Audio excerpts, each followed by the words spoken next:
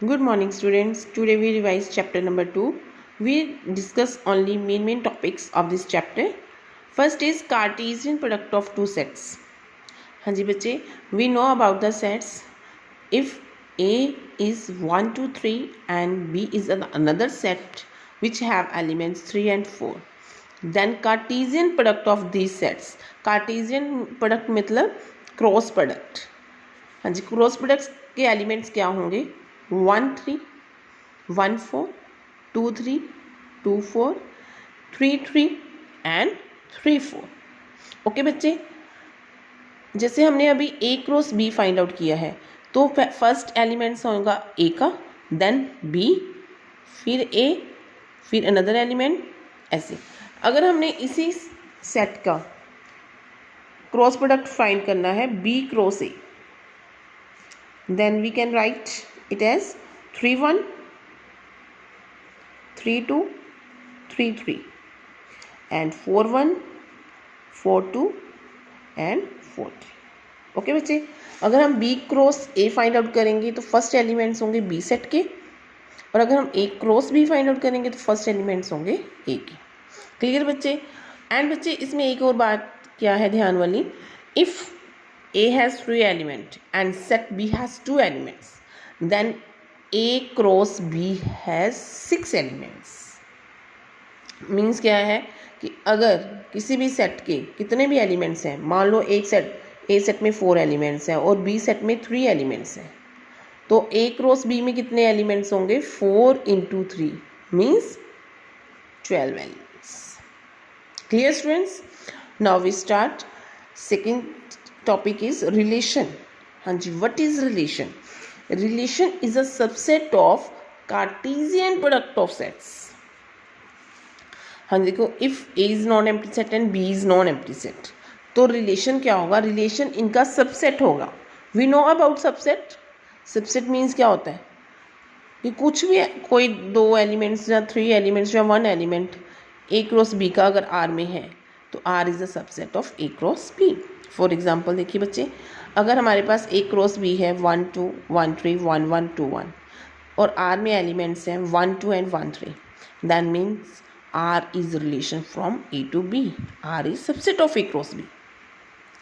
Okay, is another example of, देखो if R, हमें कोई रिलेशन दिया हुआ है R, हाँ जी बच्चे, और हमने फाइंड करना है range and domain. Then how we can find domain and range? हाँ जी देखो, जो फर्स्ट एलिमेंट्स होते हैं फर्स्ट वाले वो होती है डोमेन, और जो सेकेंड एलिमेंट्स होते हैं ये वाले इज कॉल्ड रेंज. हाँ जी देखो, रेंज क्या होगी? 1 2 3 एंड 4, और डोमेन क्या होगी? 1 एंड 2. Clear students? ये है रिलेशन का topic, domain, range and relation. Now we start function. हाँ जी, फंक्शन क्या है?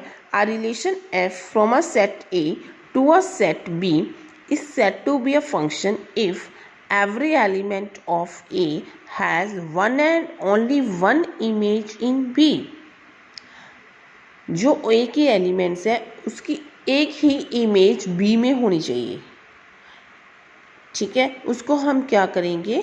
फंक्शन. जैसे हमारे पास गिवन है, इट इज़ अ रिलेशन, एक रिलेशन गिवन है.